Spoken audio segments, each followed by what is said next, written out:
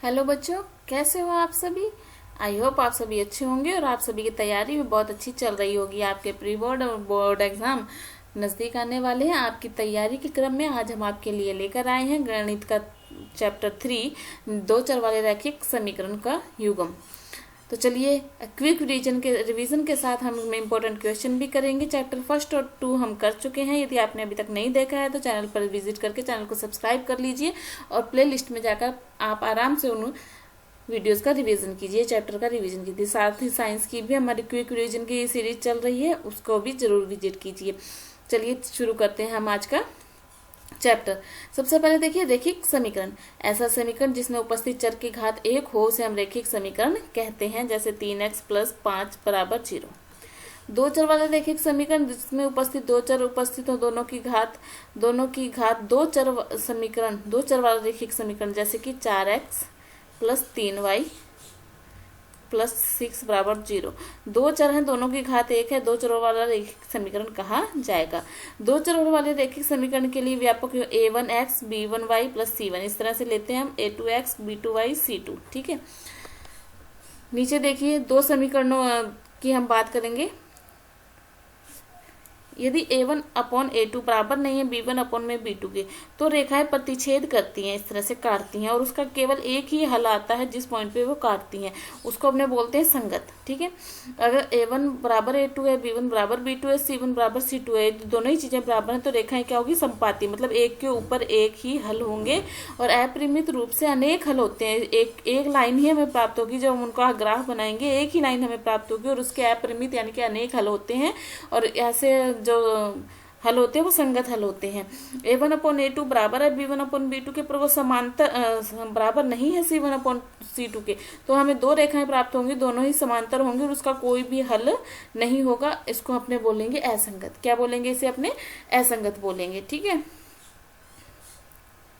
चलिए अब समीकरणों को हल करने की बहुत सारी विधियां हैं, जिसके अंदर पहली है प्रतिस्थापन विधि, दूसरी है विलोपन विधि, तीसरी है वज्रगुणन विधि। ठीक है, और चौथी है ग्राफीय विधि। इन विधियों का उपयोग करके हम इन प्रश्नों को हल करेंगे। पहला प्रश्न देखिए,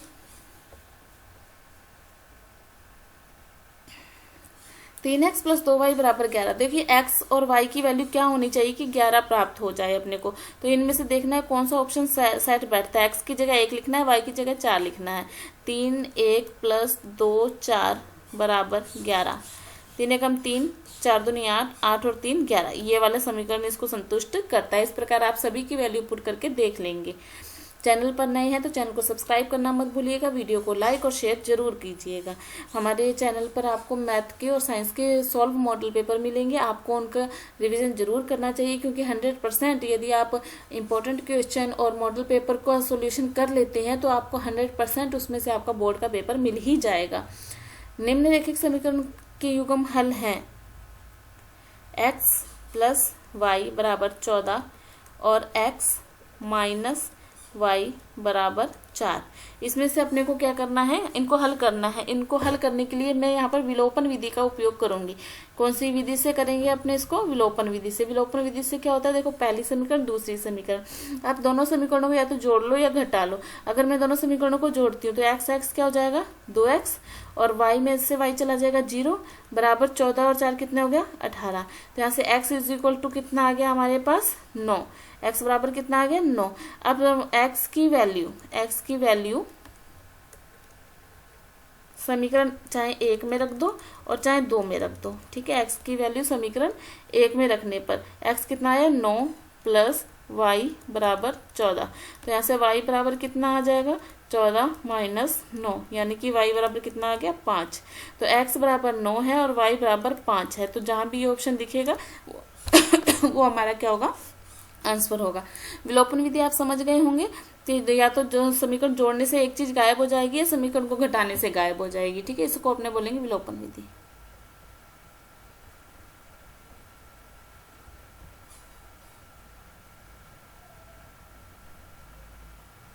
तो कौन सा ऑप्शन सही है, देखो यहाँ पर हमारा ऑप्शन नंबर 3। के का किस मान के लिए निम्न रैखिक समीकरणों के युग्म का कोई हल नहीं है।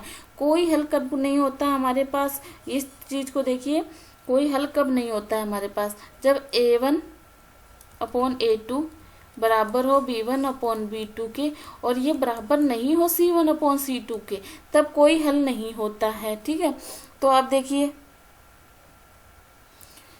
ये बनेगा 3x प्लस वाई माइनस का 1 बराबर 0। दूसरा बनेगा 2k minus 1 x plus y minus 2k plus 1 बराबर 0। एक पक्ष में कर लिया आपने इन सबको। ठीक है, एक पक्ष में करने के बाद अब b1/b2 यानी कि 1/1 बराबर है सी बराबर नहीं है c1/c2 के, मतलब 1/2k प्लस 1। वज्र गुना करेंगे 2k प्लस 1 बराबर में 1। यहाँ से k इज इक्वल टू आ जाएगा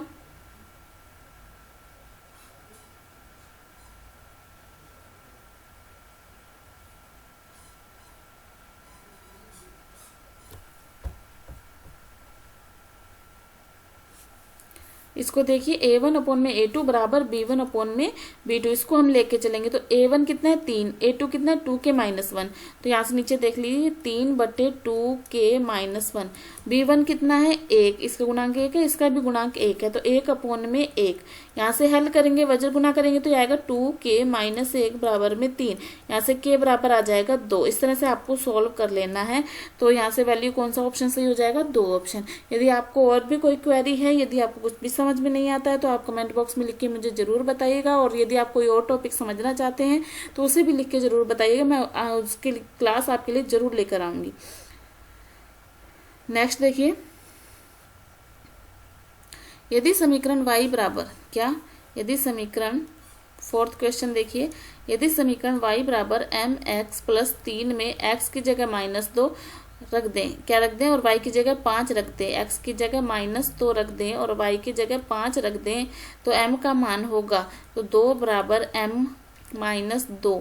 यहाँ से ये माइनस कर दिया और ये गुणा वाला भाग में चला जाएगा तो m इज इक्वल टू आ जाएगा -1। m इज इक्वल टू कितना आ जाएगा, -1 आ जाएगा। तो कौन सा ऑप्शन सही हो जाएगा हमारा, 2 नंबर ऑप्शन सही हो जाएगा। 2x प्लस वाई बराबर 6 को संतुष्ट करने वाला युग्म है। वैल्यू पुट करके देखेंगे तो कौन सा ऑप्शन सही रहेगा इसमें हमारा 3, या आप स्वयं करेंगे। एक रैखिक समीकरण की घात होती है, रैखिक समीकरण की घात आप बताइए कितनी होती है, 1। एक रैखिक समीकरण की घात कितनी होती है, 1। यदि चर की घात कितनी होनी चाहिए, 1, तो हम उसे कहते हैं रैखिक समीकरण।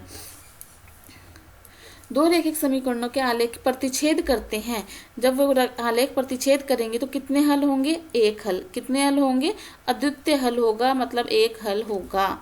दो रैखिक समीकरणों के आलेख समांतर रेखाएं दर्शाते हैं, तब रैखिक समीकरण युग्म का जो समांतर है, जब कोई कटी नहीं रही है तो कोई हल नहीं होगा, कोई हल नहीं होगा। युगपत निकाय, इस युगपत समीकरण इनका निकाय है, संगत है या असंगत है, ये हमें बताना है।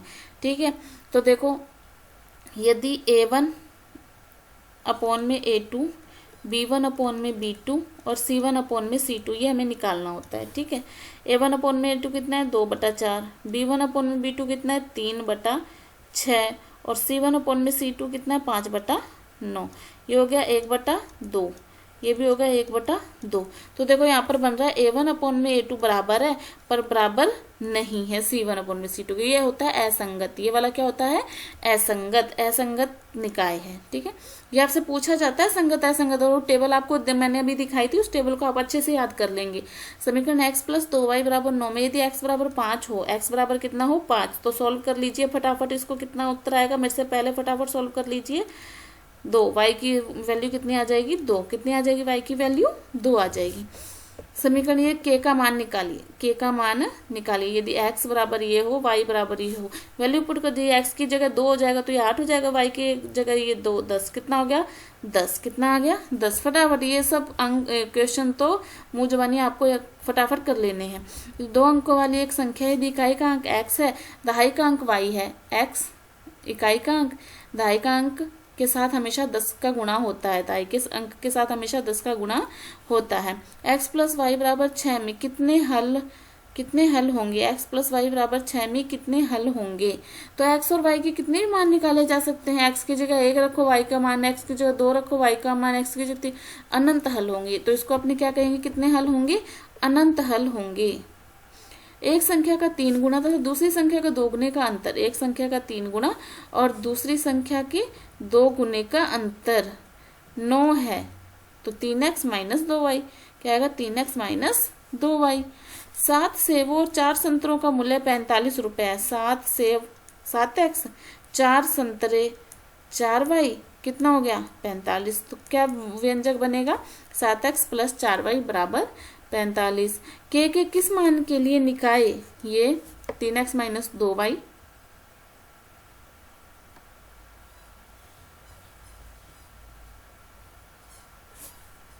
कि अनंत हल होंगे। अनंत हल के लिए अपने क्या करते हैं, संग क्या होना चाहिए, a1 अपॉन में a2, b1 अपॉन में b2 और c1 अपॉन में c2 बराबर होने चाहिए। तो a1 3, b1 c1, a2 b2 c2 ये हमने निकाल लिए। तो यहाँ से 3 a1 अपॉन में a2 बराबर में b1 अपॉन में b2। यहाँ से k की वैल्यू कितनी आ गई, माइनस का 15/2। समीकरण युग्म को हल कीजिए। ये अभी हमने इस क्वेश्चन को अभी किया भी था, मैंने अभी करवाया था। इन दोनों समीकरणों को जोड़ देंगे, 2x आ जाएगा, यहाँ से x की वैल्यू आ जाएगी, फिर y की वैल्यू आ जाएगी। सेम यही क्वेश्चन अभी हम कर चुके हैं, ठीक है, ऑप्शनल सब क्वेश्चंस के अंदर। प्रतिस्थापन विधि से हल कीजिए। किस विधि से हल कीजिए, प्रतिस्थापन विधि। अब देखो क्या होती है, 2 समीकरण अपने को दे दी, एक से वैल्यू निकालकर दूसरे में पुट कर देते हैं, ठीक है। तो यहाँ से देखो अब इसको अगर अपने हल सॉल्व कर लें तो ये बनेगा, लेसर लेके सॉल्व करेंगे तो 2s प्लस में 3t बराबर 36। पहली हो गई, दूसरी हो गई। यहाँ से देखो s की वैल्यू निकालो, s क्या आ जाएगा, यहाँ से देखो कितना आ जाएगा, s 3 प्लस t। अब s की वैल्यू समीकरण 2 में रखेंगे, किस में रखेंगे, 2 में रखेंगे। तो 2 की जगह 2, तो s की जगह तो 3 प्लस t प्लस में 3t बराबर 36। ये प्रतिस्थापन विधि है जिसमें से एक समीकरण में से वैल्यू निकालकर दूसरे में पुट कर देते हैं। 3 दूनी 6 प्लस 2t प्लस 3t बराबर 36। 6 माइनस हो जाएगा, उधर जाकर तो हो जाएगा 5t बराबर 30। t is equal to 6। t की वैल्यू हमारे पास कितनी आ गई, 6। अब t की वैल्यू समीकरण 1 में रखने पर, किस में रखने पर, 1 में रखने पर, तो s माइनस 6 बराबर 3। यहाँ से s बराबर कितना आ जाएगा, 9। कितना आ जाएगा, 9। t की वैल्यू 6 आ गई, s की वैल्यू 9 आ गई। एक में से समीकरण को पहले में से निकाल के दूसरे में रखा, दूसरे से हमारे पास t की वैल्यू आ गई, उसे समीकरण 1 में रख दिया। इसको हम बोलते हैं प्रतिस्थापन विधि। क्या बोलते हैं इसे, हम प्रतिस्थापन विधि बोलते हैं, ठीक है। अब हम करेंगे विलोपन विधि। देखो विलोपन विधि मैंने कहा जैसे एक ये दे दिया, इसको विलोपन विधि से हल करना है। x प्लस वाई बराबर 5, 2x माइनस 3y बराबर 4। तो इसमें देखो पहले तो x और y में से किसी एक के गुणा के बराबर होने चाहिए। जब हमारे पास बराबर नहीं है तो समीकरण 1 को 2 से गुणा कर दिया। क्या कर दिया, समीकरण 1 को 2 से गुणा, तो ये क्या हो गया 2x, ये बन गई 2x प्लस 2y बराबर 10।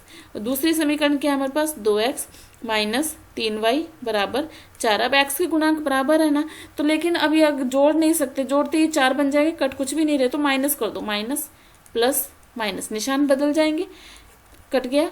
ये हो गया 5y बराबर 6। यहाँ से y बराबर कितना आ गया, 6/5। y बराबर कितना आ गया, 6/5। इसे समीकरण 1 में रख देंगे, x प्लस 6/5 बराबर 5।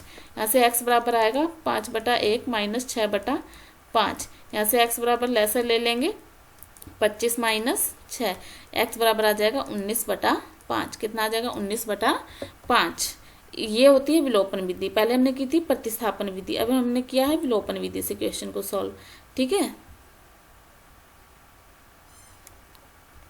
नेक्स्ट क्वेश्चन देखिए, 2 संख्याओं का अंतर 26 है, एक संख्या दूसरी संख्या की 3 गुनी है तो उन्हें ज्ञात कीजिए। मानना 2 संख्याएं क्या, x और y, अंतर कितना है 26। तो समीकरण 1 तो ये बन गई, दूसरी क्या बन गई, एक संख्या दूसरी की 3 गुनी है तो दूसरी ये बन गई। अब यहाँ से x और y के मान निकालने हैं अपने को, तो यहाँ से देखिए, यहाँ से x की जगह अपने क्या लिख सकते हैं, 3y, तो यह हो जाएगा 3y माइनस y बराबर 26।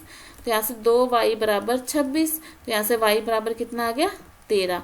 अब यहाँ पे समीकरण 2 में रख दो y बराबर 13, तो यहाँ से x बराबर कितना आ जाएगा, 39। कितना आ जाएगा, 39। ये सब कैलकुलेशन है, कैलकुलेशन आप जितनी ज़्यादा प्रैक्टिस करेंगे कैलकुलेशन उतनी ही अच्छी हो जाएगी आपकी।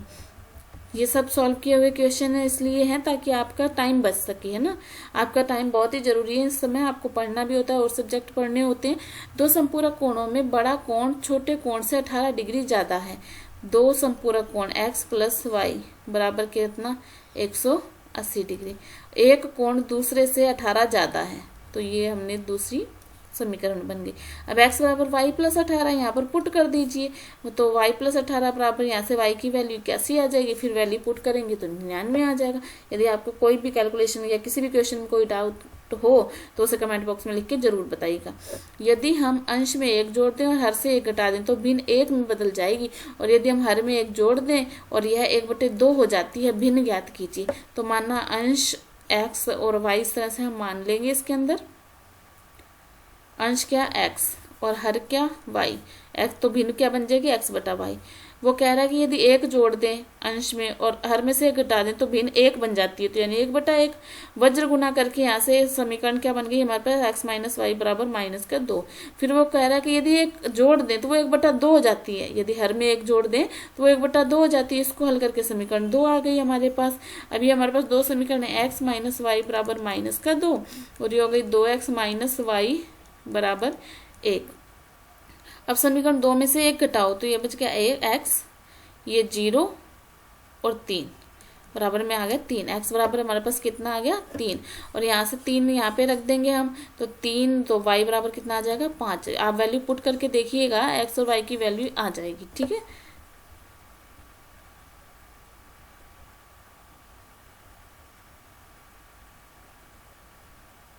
y बराबर 5 आ गया, मतलब भिन्न क्या बन गई 3/5। भिन्न क्या बन गई 3/5। एक आयताकार बाग जिसकी लंबाई चौड़ाई से 4 मीटर अधिक है का अर्ध परिमाप 36 मीटर है, बाग की विमाएं ज्ञात कीजिए। इस तरह ये प्रश्न आप लोग करेंगे, ठीक है।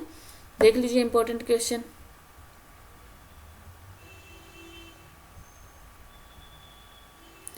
चलिए आज के लिए इतना ही, तब तक पढ़ते रहिए, खुश रहिए और तैयारी करते रहिए। चैनल पे नए हैं तो वीडियो को लाइक और चैनल को सब्सक्राइब करना मत भूलिएगा। तब तक के लिए धन्यवाद।